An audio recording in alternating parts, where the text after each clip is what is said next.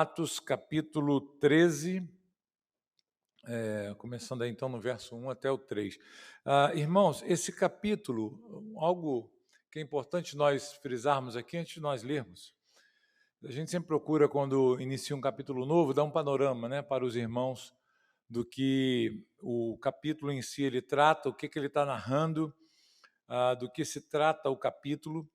E nós estamos agora diante de um período novo, né, na história da igreja primitiva. Nós, a partir desse texto aqui, nós veremos o avanço da igreja pelo mundo, a igreja se espalhando pelo mundo, né?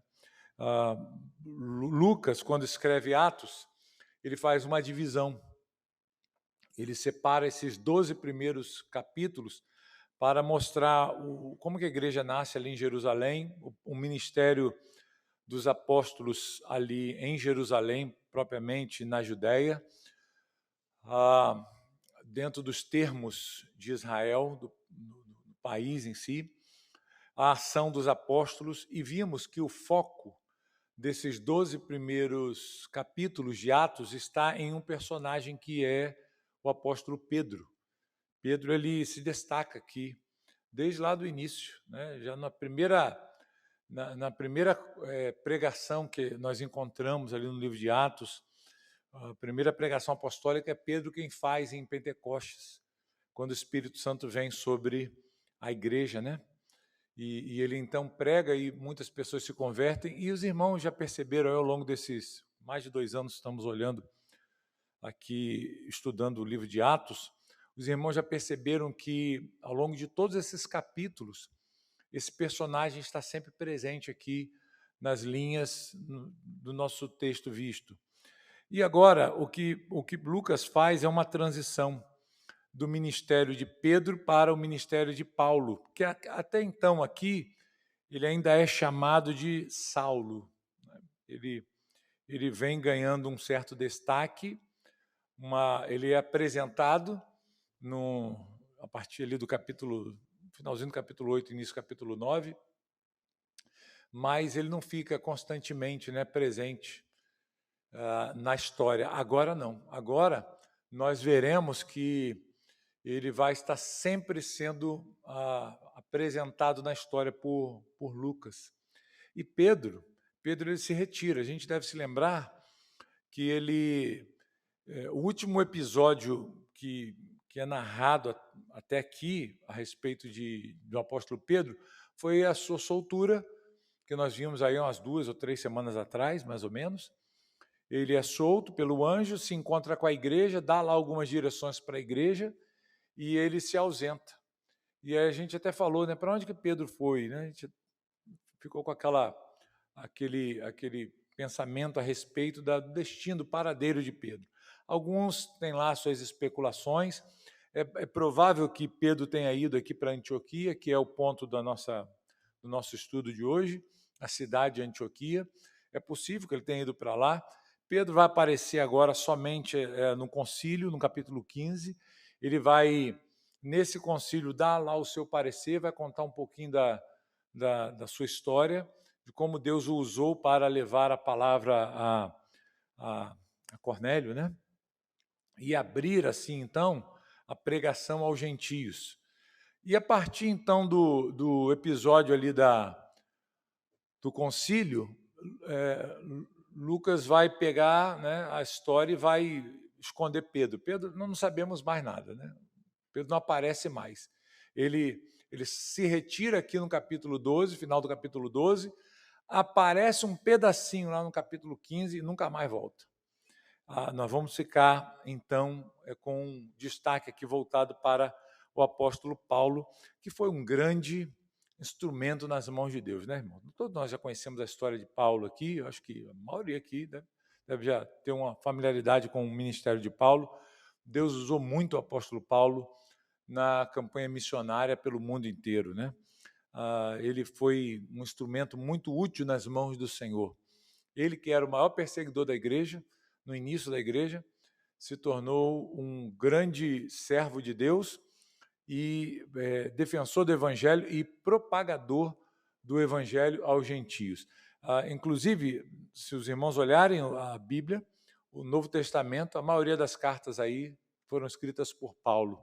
Deus conferiu a ele, deu a ele o privilégio de escrever muitas cartas, muito da escritura foi produzida pela pena do apóstolo Paulo, né?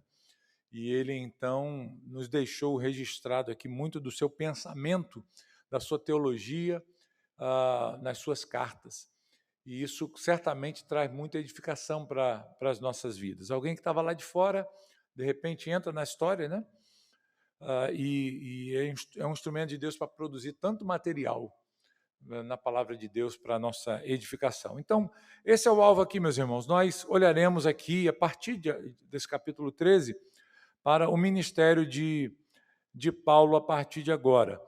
Se, por um lado, Pedro ele esteve mais envolvido com a comunidade judaica, Jerusalém e Judéia, o seu ministério foi concentrado mais nessa área, apóstolo Paulo agora ele vai ter o seu foco ministerial aos gentios, à igreja gentílica, né? A igreja ou gentia, né? Melhor dizendo. A igreja gentia ela foi alcançada pelo ministério do apóstolo Paulo, na sua grande maioria. Nós começaremos a ver aqui as viagens missionárias de Paulo sendo inauguradas. A primeira sendo narrada a partir desse capítulo 13, depois nós veremos os desdobramentos em outras viagens missionárias até o final do seu ministério. Ok, gente? Então esse é o nosso alvo aqui. Vamos ler o texto bíblico e aí a gente segue analisando então as divisões aqui do estudo e os nossos comentários acerca do tema. Acharam então? Diz assim, olha, eu vou ler na versão NA, agora muda, né? Eu vou ler na NA aqui o texto para os irmãos. Havia na igreja de Antioquia profetas e mestres, Barnabé, Simeão chamado Níger, Lúcio de Cirene, Manaém, que tinha sido criado com Herodes, o tetrarca, e Saulo. Enquanto eles estavam adorando o Senhor e jejuando, o Espírito Santo disse: separem-me agora Barnabé e Saulo para a obra a que os tenho chamado. Então, jejuando e orando, e impondo as mãos sobre eles, os despediram. Então, daqui é o nosso texto de hoje, irmãos, é o que nós olharemos nessa noite aqui de estudo bíblico. Aqui, queridos, Lucas ele vai introduzir, então, os avanços missionários da igreja. Até aqui é importante a gente notar que esses avanços que ocorrerão no texto bíblico, que já ocorreram, né, na verdade, eles não são fruto, eles não são resultado de uma dispersão da igreja pela perseguição, como nós vimos nos capítulos anteriores e mais precisamente no capítulo 11. Se os irmãos puderem voltar aí para esse verso 19 do capítulo 11, os irmãos verão que há uma ênfase aqui a essa dispersão. Diz assim, olha, os que foram dispersos a partir da perseguição que começou com a morte de Estevão, se espalharam até a Fenícia, Chipre e Antioquia, não anunciando a palavra a ninguém que não fosse judeu. Os irmãos se lembram desse texto? Já passamos por ele aí um bom tempo atrás. Isso fala dos esforços que a igreja empreendeu em pregar o evangelho pelo caminho. Enquanto caminhava fugindo da perseguição, eles não ficaram infrutíferos. Eles aproveitaram a ida para pregar o evangelho, para anunciar a Cristo aqueles que faziam parte da comunidade judaica. Essa era a ênfase inicial. Lembremos que estamos falando aqui na sua maioria de judeus, né? Grande maioria aqui, praticamente 99% de judeus que saíram ali de Jerusalém pela perseguição, se dirigiram a essas localidades ali mais ao norte e foram pelo caminho pregando o evangelho, mas só para judeus. Mas o texto vai dizer, se os irmãos olharem os versos seguintes, que outros que estavam nessa fuga também, nesse avanço, que não estavam ali em Jerusalém, mas eram de Chipre e de Cirene, é uma outra cidade ali no norte da África, na Líbia, hoje, onde é a Líbia hoje, né? Eles, indo para Antioquia, eles falaram também aos gregos, para aqueles que não eram judeus. E aí a igreja começa a se expandir também para os gentios, ok? Mas lembremos que, a princípio, era uma pregação apenas para judeus. Existiam alguns escrúpulos ainda nas mentes dos judeus, e eles não queriam se misturar com os gentios. Então resolveram, vamos falar de Jesus, mas vamos falar só para quem é judeu. Só que alguns mais ousados, né, que já estavam mais envolvidos com os gentios, outros que já tinham mais uma abertura entre os gregos, eles aproveitaram e falaram, não, por que a gente vai falar só para judeu? Vamos falar para gentio também, vamos falar para todo mundo.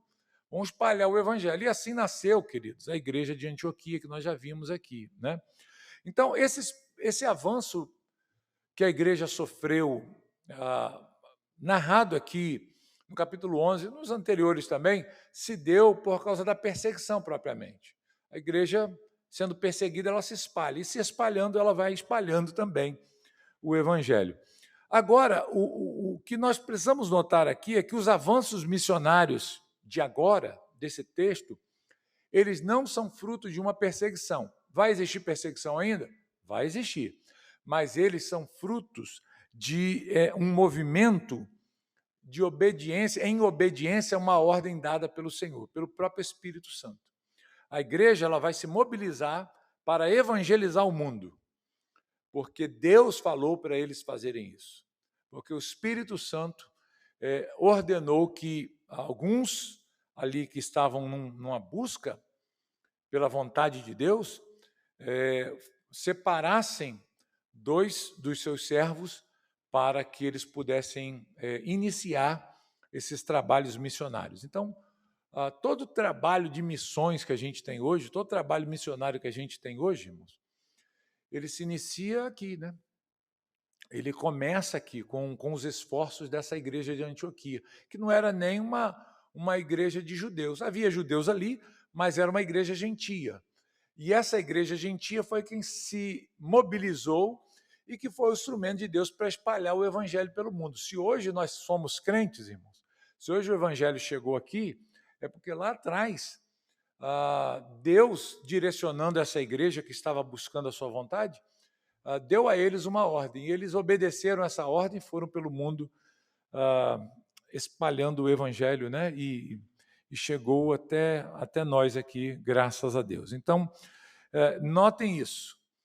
O que vai acontecer aqui é fruto de uma direção dada pelo Espírito Santo para a sua igreja, tá bom? Então, vamos para as divisões aqui, gente, que eu fiz. Eu separei o texto que a gente leu em 3 pontos, e são esses os pontos aqui. Ó. O primeiro ponto é a obra missionária é o resultado inevitável de uma igreja edificada. Esse é o primeiro ponto que eu queria comentar com os irmãos aí no estudo. O segundo ponto é a obra missionária exige a capacitação e a direção do Espírito.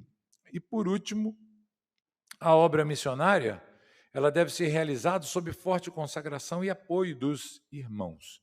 Então, são essas 3 divisões aqui, rapidamente, para a gente poder olhar aqui no texto e compreendermos o que o texto bíblico nos ensina aqui, tá bom? Vamos lá para o primeiro ponto, então, do nosso estudo, que mostra que a obra missionária da igreja aqui, ela foi um resultado inevitável de uma igreja que estava sendo edificada.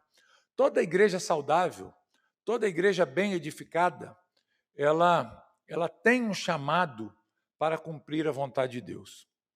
Uma igreja que ela não é saudável, ela nunca busca conhecer qual é a vontade de Deus. Ela não se importa com isso. Uma igreja que ela não é edificada na palavra de Deus, uma igreja que ela está fundamentada em qualquer outra coisa, senão a palavra de Deus, ela nunca vai ser movida, direcionada para fazer a própria vontade do Senhor, para fazer aquilo que o Senhor manda. E diz o texto aqui, então, que esta igreja, ela era uma igreja bem edificada, porque nós podemos olhar aqui nos primeiros versos. Lucas, ele abre o capítulo 13, dizendo que nessa igreja de Antioquia existiam ali profetas e mestres. São dois ministérios aqui que são vistos, que foram estabelecidos pelo Senhor e estavam presentes nessa igreja. O texto não vai atribuir aqui a nomes propriamente as funções, mas o texto mostra que estes homens aqui, ou talvez até outros ainda, eles exerciam esse ofício de profetas e de mestres. E com isso eles estavam edificando a igreja. Com isso eles estavam capacitando a igreja. O ministério profético aqui é um ministério de proclamação. Nós não devemos entender aqui, irmãos, o ministério profético como um ministério de revelações, de adivinhações. Nós já vimos isso aqui, né? Mas os irmãos devem trazer isso à memória. O ministério profético tem mais que ver com a proclamação da vontade de Deus. É claro que, por vezes, como nós olhamos no capítulo anterior, por vezes Deus usava alguns dos seus profetas para trazer alguma revelação, para mostrar algo que estava por vir. Nós vimos, por exemplo, aqui o caso de Ágabo, que se apresentou, foi um dos profetas que desceram de Jerusalém para Antioquia e dava a entender que viria uma grande fome, que veio mesmo, né? Na época de Cláudio no Império. Então, às vezes, Deus usava situações assim para revelar alguma coisa que estava por vir, alguma coisa do futuro, mas nós devemos entender aqui o ministério profético como um ministério de proclamação da palavra de Deus, né? De descortinar a mensagem do Senhor, de trazer as direções de Deus para a sua igreja, instruir a igreja assim, nas direções de Deus para a sua vida. Nós devemos nos lembrar, queridos, que o cânon bíblico do Novo Testamento não estava ainda fechado. E isso estava sendo produzido pelos próprios apóstolos. E Deus, então, usava situações assim para falar diretamente para a sua igreja, que estava iniciando, ok? Uma coisa importante da gente ver aqui, que embora a gente já perceba no capítulo anterior, até no capítulo 11, até um pouquinho no finalzinho aqui do capítulo 12, que nós encerramos, que Saulo, ou Barnabé e Saulo, já pastoreavam essa igreja, né? Lembrem que a igreja de Jerusalém mandou Barnabé para lá para ajudar essa igreja que tinha começado. E o que Barnabé fez? Foi lá buscar Saulo em sua cidade para poder ajudá-lo ali naquela tarefa. Eles ficam por 1 ano ali trabalhando naquela cidade. E aí parece que a gente tem, assim, dá a impressão, pode dar essa impressão, de que Barnabé era quem mandava na igreja e Saulo era uma espécie de pastor auxiliar ali para ajudar, né, co-pastor com ele. Mas, olhando para o texto bíblico, queridos, nós percebemos que Barnabé e Saulo, eles não estão dirigindo sozinhos a igreja de Antioquia. Havia nessa igreja, como diz o texto aí, profetas e mestres, e esses profetas eram usados para exortar e fortalecer a igreja. E os mestres? O que os mestres fazem? Eles ensinam, né? Eles trabalhavam com esse discipulado, com esse ensino sobre aquelas pessoas que iam sendo alcançadas, iam sendo instruídas na vida diária. Então, isso é um ministério muito importante. Nós já vimos isso aqui. Uma igreja sem esse trabalho, ela também não é uma igreja saudável. Então, há nessa igreja, queridos, um bom grau de edificação. É uma igreja saudável. É uma igreja bem estruturada já. É uma igreja recém-formada, mas é uma igreja que já está bem estabelecida nesses termos aqui, né, do que vem a ser uma igreja saudável. E aí Lucas faz a citação aqui de alguns desses homens, né, que pertenciam a esse grupo, esse colégio de profetas e mestres que auxiliavam a igreja. Então vamos ver aí quem são eles. O texto os apresenta aí, começando com Barnabé, e geralmente quando você vê listas, nomes na Bíblia, listas, né, de pessoas, geralmente os que ocupam o primeiro lugar na lista são os mais importantes. são aqueles que têm mais destaque na comunidade. Então, quando eu olho para essa lista aqui, sendo inaugurada por Barnabé, o que eu entendo? Que Barnabé era a pessoa mais importante ali nessa igreja, né? Não que os outros crentes não fossem, não é isso, mas em termos assim, de figura pastoral, de liderança, de talvez maior capacitação, talvez podemos usar assim, era alguém que tinha esse destaque, tá? Essa primazia ali. E Barnabé, nós já vimos um pouco do seu caráter, né? Quando nós olhamos lá no capítulo 4, quando ele é apresentado, introduzido, trazendo uma oferta para a igreja, né? Vendendo lá um campo, ele doa o dinheiro para a igreja. Enfim, há muitas qualidades em Barnabé. Os irmãos já estão cansados aí de ouvir falar sobre Barnabé ao longo dessa série de estudos aqui. Então, é chover no molhado, né? Literalmente, hoje está chovendo, então repetir tudo não é necessário, porque os irmãos já entendem isso aqui. Mas, a partir, então, de Barnabé, vai ser apresentado, ou serão apresentados aqui outros nomes, né?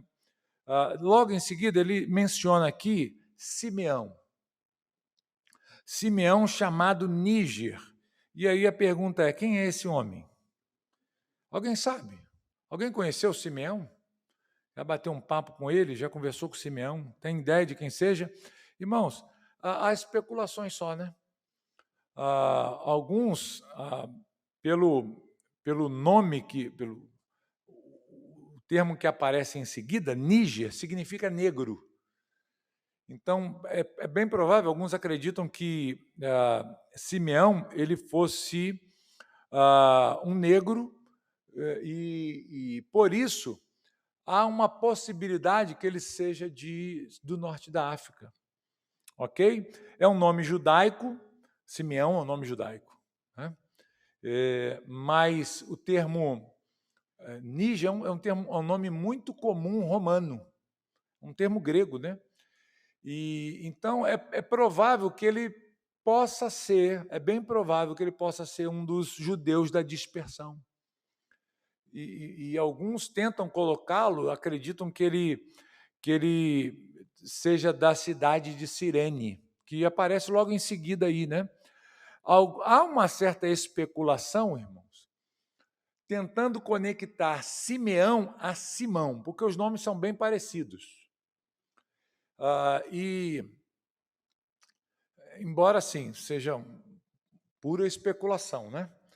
Tanto pela questão do nome ser parecido, quanto a localidade, a localização aqui de onde ele aparece. Se os irmãos olharem lá o que Lucas escreveu, deixa marcado aí, bota a fitinha na sua Bíblia, vai lá no capítulo 23 de Lucas, os irmãos vão ver uma referência a um Simão Cirineu. Já lembra da história? Simão Cirineu, o que Simão Cirineu fez? Ele levou a cruz, né? Levou a cruz de Jesus. Ele foi obrigado a carregar a cruz, né, de Cristo. E diz assim, olha, enquanto o conduziam, eles agarraram um cirineu chamado Simão, que vinha do campo, e puseram-lhe a cruz sobre os ombros, para que a levasse após Jesus. Então tá aí, gente. Simão, o cirineu. Aí algumas pessoas, elas têm a tendência aqui de fazer essa conexão, né? De ligar Simão a Simeão aqui na história. Mas, assim, é meio difícil, né, da gente fazer essa conexão aqui com muita certeza. Fica só na base da especulação mesmo. Ok? Então, era um homem de destaque na igreja. Alguns acreditam, queridos, que, como eu disse, que ele seja do continente africano, ali da cidade de Cirene, por causa disso. E quem sabe, né, tenha sido aquele que carregou a cruz de Cristo nessa ocasião. Em seguida, vamos ver um outro personagem que aparece aí, é Lúcio, né? Lúcio de Cirene também, né? Da mesma cidade aqui, como eu já falei, do norte da África, ali, da Líbia hoje. Pode ser, irmãos, é bem provável que Lúcio ele tenha sido um dos fundadores da igreja. Porque se os irmãos se recordam, quando vai mencionar a fundação da igreja de Antioquia, aqueles que eram de Chipre e de Cirene foram para lá e fundaram essa igreja. Então, não conhecemos nada desse homem, a não ser essas especulações aqui. É provavelmente um fundador da igreja, dessa igreja de Antioquia, né? Há um outro personagem aí chamado Manaém. Talvez aqui tenha sido, é bem provável que Manaém tenha sido o mais idoso desses 5 aqui, seja o mais idoso deles. Porque ele era considerado uma espécie de meio-irmão de Herodes Antipas. Lembra de Herodes Antipas? Ele era filho de Herodes o Grande. Ele era o chamado Herodes o Tetrarca. Ele tomava conta de uma parte das 4 que foram divididas com a morte de Herodes o Grande, distribuída entre seus filhos. E é esse Herodes Antipas que mandou matar João Batista, cortar a cabeça dele. Foi esse Herodes aqui que quis ver Jesus, escarneceu de Jesus, zombou. Jesus colocou lá um manto, né, sobre ele, a coroa. Jesus chamou ele de raposa. Essa é uma raposa. A expressão aqui tem a ideia de mencionar o caráter ruim desse homem. Um homem muito astuto e mau, muito perverso. E ele, assim, né, foi um dos piores dessa dinastia aqui. Gente, então, ele era chamado assim, né? Em algumas versões aparece a expressão colasso. Como que está na sua Bíblia aí? Tá isso aí, né? É uma espécie de meio-irmão, né? Criado, Herodes, ele foi criado provavelmente pela mãe de Manaém, como uma ama de leite, né? E isso, assim, trouxe, dentro da cultura grega, romana daquela época, essas alianças, esses vínculos eram muito fortes. Uma amizade bem fortalecida assim na infância era levada para o resto da vida, né? Então, certamente, Manaém ele desfrutava de muitos privilégios e muita entrada dentro do governo de Herodes Antipas, por ser considerado assim, né, um meio-irmão, né? É claro que essa expressão aqui, ela não tem a necessidade de, no sentido léxico dela, de ser bem restrita, né? Que de fato eram irmãos de leite, né? Como a gente costuma falar. Às vezes alguém era tão próximo de uma pessoa que esse vínculo de ser chamado irmão era usado também. Então, isso era muito comum. Mas, de qualquer forma, isso mostra que havia ali uma ligação muito forte. Não existia uma ligação natural de sangue, mas eles eram muito próximos. Então, quando o reino de Herodes Antipas acabou, nós não sabemos, né, o que aconteceu ali nesse relacionamento, mas fica uma pergunta para a gente, né? Como é que alguém que foi tão intimamente ligado a Herodes, esse homem tão mau, tão perverso, se converteu, né? Fica uma curiosidade, né? Não sabemos, não há um registro histórico para contar a história da conversão desse homem aqui, tão ligado a um homem tão perverso. Em algum momento ele conheceu a Cristo, conheceu a fé. Não sabemos se ele se converteu a Cristo antes da morte de Jesus, ou se foi depois, né? Não sabemos. Mas era um homem que assim, viveu num contexto muito perverso, mas Deus o resgatou, né? E Deus faz isso, né, irmãos? Quantos de nós, né, Deus nos já tirou de um contexto de perversidade total, né? De iniquidade profunda, e isso é graça de Deus, né? Então, queremos saber como é que ele chegou à fé e nós não sabemos. O último a ser citado aí, queridos, é o próprio Saulo. E pela posição de Saulo aí, você já deve imaginar, né, qual era a relevância dele dentro desse grupo. Ele era o menos relevante ali. Não que tivesse importância, né, mas geralmente quando as listas, como eu disse, são apresentadas, esse é o objetivo aqui de trazer uma escala, né? E Saulo, ele é o último a ser citado aqui. Porém, isso não significa que não tenha ocupado um papel importante. Tanto é que depois ele vai ocupar o primeiro lugar, né? Nós veremos que quando eles voltam dessa viagem, dessa primeira viagem missionária, então Saulo, já chamado de Paulo, ele é colocado à frente, inclusive, de Barnabé. Então há uma virada aqui, né, nessa ordem. Gente, assim era a igreja, né? Era uma igreja assim bem edificada. Tem uma igreja com homens assim santos, capazes, dedicados, fortalecidos. Barnabé à frente, tomando à frente da igreja, na sua liderança, e Paulo, vindo lá por último, era uma igreja que estava muito bem edificada, muito bem fortalecida. E isso, inevitavelmente, leva essa igreja ao ponto que nós olharemos aqui em seguida, queridos, que é uma busca por compreender a vontade de Deus, para compreender o que o Senhor tem para fazer através da igreja e naquela igreja em si, né? Nós veremos aí no segundo ponto que essa obra missionária a qual a igreja ela foi confiada a fazer aqui, ela exige de nós uma capacitação e direção do Espírito Santo. Logo após Lucas citar esses nomes, se os irmãos olharem aí no texto, versículo 2 agora, vai dizer que enquanto eles estavam adorando o Senhor e jejuando, o Espírito disse, aqui, provavelmente, queridos, a ideia é que esses irmãos estavam, de alguma forma, já procurando conhecer a vontade de Deus para a sua igreja. O que nós vamos fazer? A expressão que é usada aqui, eu não sei como é que está na sua Bíblia, né, na sua versão aí, mas pode estar adorando, cultuando, servindo. Eu não sei como é que está a sua tradução aí, mas oi? Servindo, né? Tem o mesmo sentido, né? A palavra que é usada aqui no grego é a mesma palavra que a gente usa para o termo liturgia. Já ouviu falar nisso, né? Que envolve o serviço.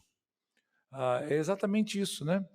Essa expressão também era usada naquela época para o serviço público que o império exigia dos seus súditos. Então, quando algum serviço deveria ser feito ali, era estabelecido, isso era compreendido como uma liturgia, né? E nós usamos também uma liturgia no nosso serviço a Deus, né? Quando nós nos reunimos, nós temos uma liturgia de serviço ao Senhor. Então, é provável que esses irmãos aqui estivessem realmente num culto, adorando a Deus, buscando a Deus ali, servindo a Deus, em orações e em jejuns. Era um culto, provavelmente aqui um culto de oração dessa igreja, né? Eles estavam orando e jejuando. E o jejum na Bíblia, queridos, muitas vezes ele está ligado, fortemente associado a uma oração fervorosa. Todas as vezes que o jejum aparece, ele está ligado com essa realidade da oração, né? Uma oração vigilante e uma aplicação a coisas espirituais. Então, esses homens estão aqui, de certa forma, buscando compreender a vontade de Deus, se capacitando, se santificando e buscando do Senhor uma direção, porque eles já haviam percebido certamente que alguma coisa Deus havia reservado para eles como igreja, e eles então se encontram nessa situação.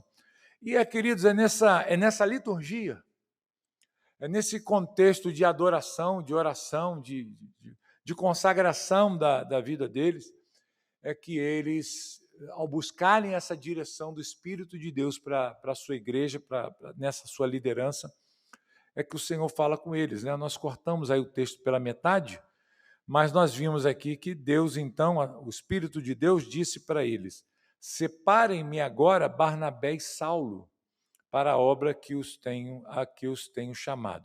Que obra é essa? Não há detalhes, né, irmãos? Nós não sabemos como o Espírito Santo falou, se foi através de uns profetas, né? De repente lá, o profeta se levantou e começou a falar, e trazendo a direção para a igreja. Nós não sabemos como isso acontece. Como é que isso aconteceu? Não sabemos. Lucas ele é bem resumido aqui, né? Dá vontade de a gente saber. Conta aí, Lucas, né? Como é que foi? Alguém se levantou e começou a falar e ministrar? Provavelmente foi assim, né? A igreja, uma outra opção seria a igreja ter tido esses irmãos, numa oração, terem tido essa percepção interna. É possível isso também, mas o mais provável é que Deus tenha levantado um dos seus profetas ali e falado, né? Foi usado pelo Espírito para falar com a igreja. E ele dá a direção, né, para que separasse, então, esses dois homens, o primeiro e o último. Aquele que era o principal ali na igreja, que conduzia a igreja, foi encarregado daquela igreja para liderar aquela igreja, e o último que estava lá atrás, que Deus já havia chamado, né, lá desde o capítulo 9, nós vimos aqui, para uma obra que os tenha chamado. Também não é dado aqui nenhum detalhe sobre essa obra. Nós vamos descobrir aqui, a partir da leitura do texto, que é uma obra evangelística, né? Mas não é apresentado exatamente aqui que obra é essa, né? Os detalhes dessa obra. Eles simplesmente vão assim, ó Deus, o Senhor mandou a gente ir, então vamos embora, né?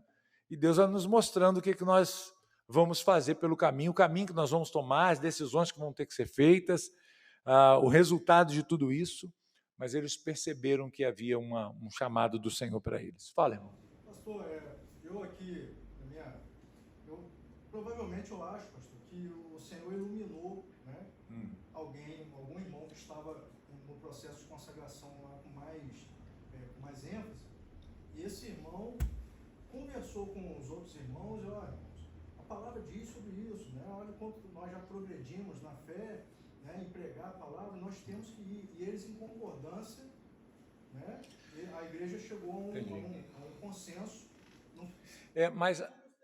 Mas aí, isso é possível acontecer, mas aqui, Leandro, a gente percebe o ministério do Espírito agindo. Então, aqui foi é muito mais provável que um dos profetas tenha falado em nome do Senhor, porque mostra que é o Espírito falando, o Espírito disse, né?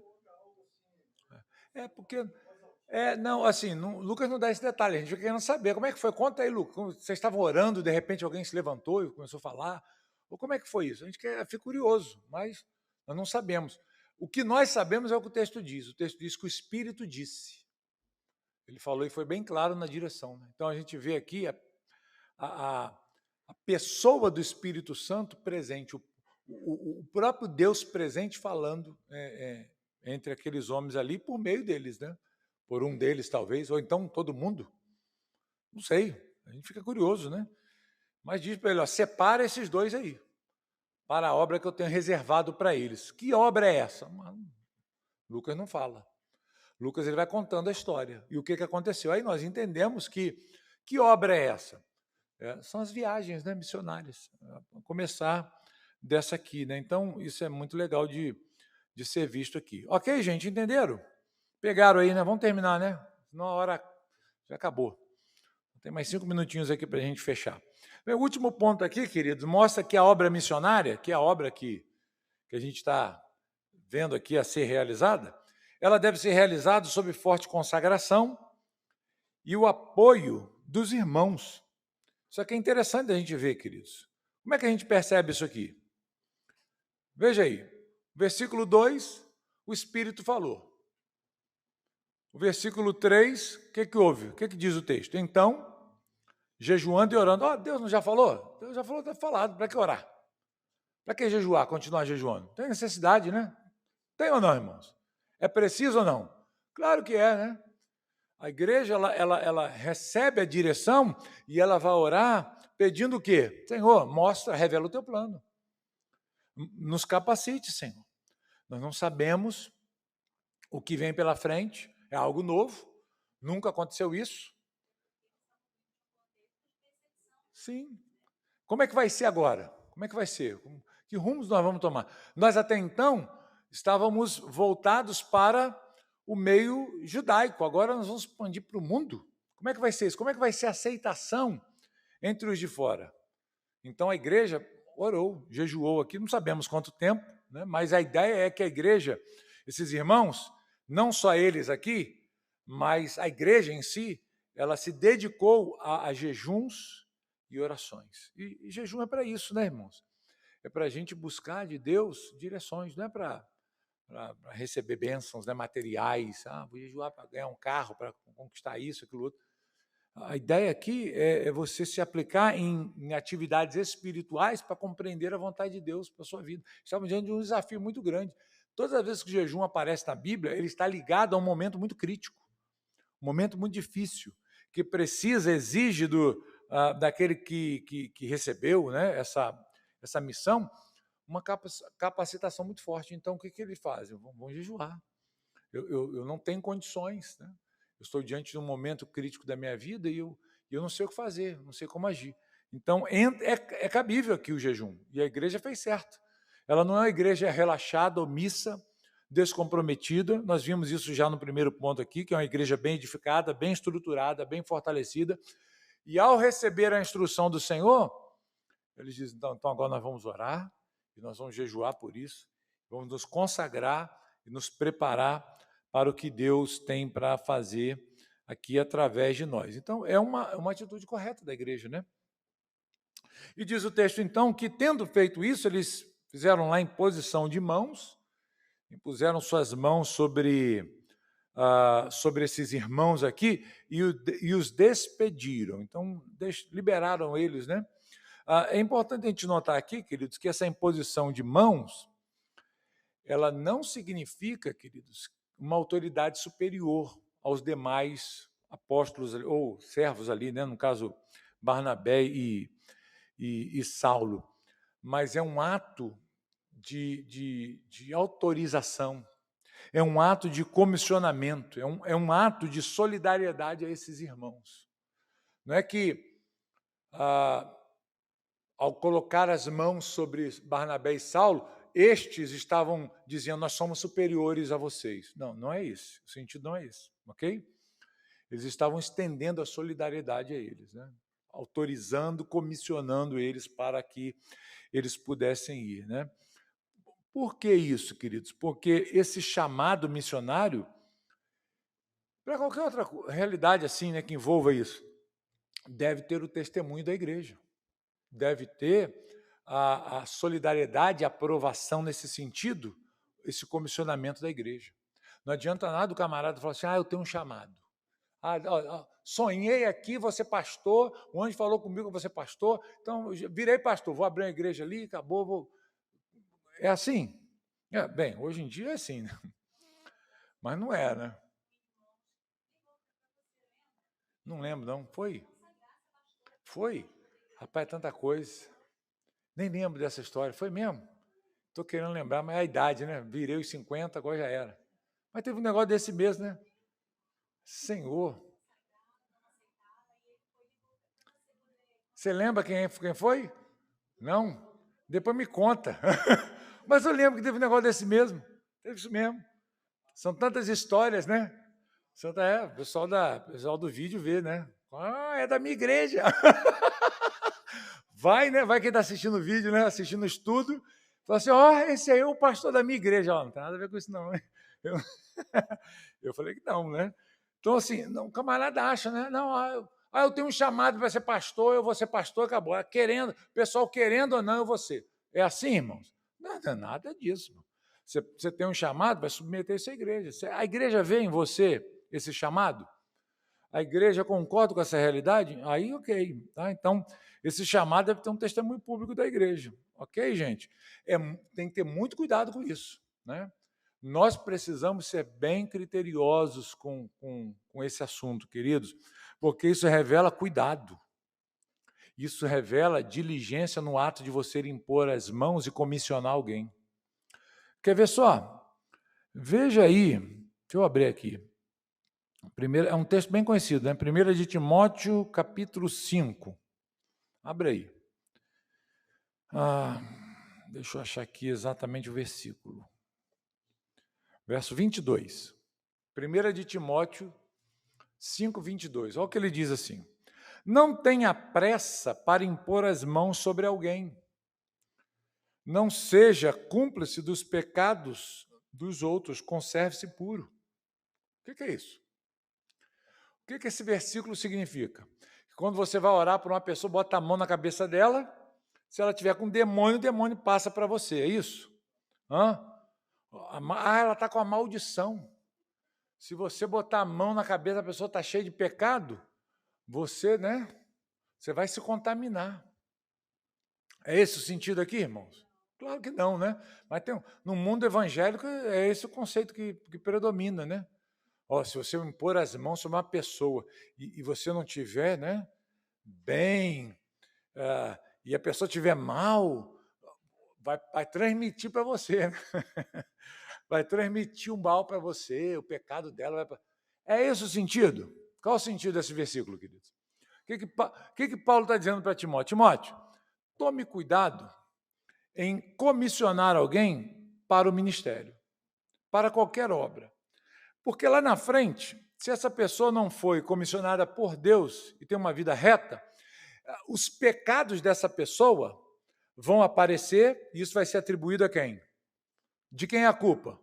Quem consagrou esse sujeito? Foi o apóstolo, o pastor Timóteo, lá da igreja de Éfeso, lá da igreja de Jerusalém, lá da igreja de onde estivesse na época, né? Vai botar a culpa em quem? Vai botar a culpa lá em Timóteo. Então Paulo está dizendo, tenha muito critério quanto a esse comissionamento. Não sai botando a mão, estabelecendo qualquer um, porque diz que o filho feio não tem pai, não é isso? Não é um ditado assim? Não é isso? Tem um ditado assim, né? Mas é. E aí Paulo está dizendo, olha, quando acontecer a bomba estourar, vão atribuir a quem? Foi o jovem Timóteo, pastor Timóteo lá, que fez besteira, né? Então não seja cúmplice com o pecado dos outros. Então, o comissionamento é muito importante, gente. A imposição de mãos da igreja, comissionamento da igreja sobre aqueles que desejam a liderança, o ministério, é fundamental. Hoje em dia está uma bagunça, né? Qualquer um que tem um sonho aí comeu uma feijoada, foi dormir, sonhou com um anjo lutando com o diabo e chamando ele para a guerra, falou, agora você é pastor, ele acorda, né? De manhã, falando, o anjo falou que você é pastor para lutar contra o diabo, eu vou abrir a igreja aqui, vou arrebanhar um monte de gente. Ele vai fazer um monte de besteira.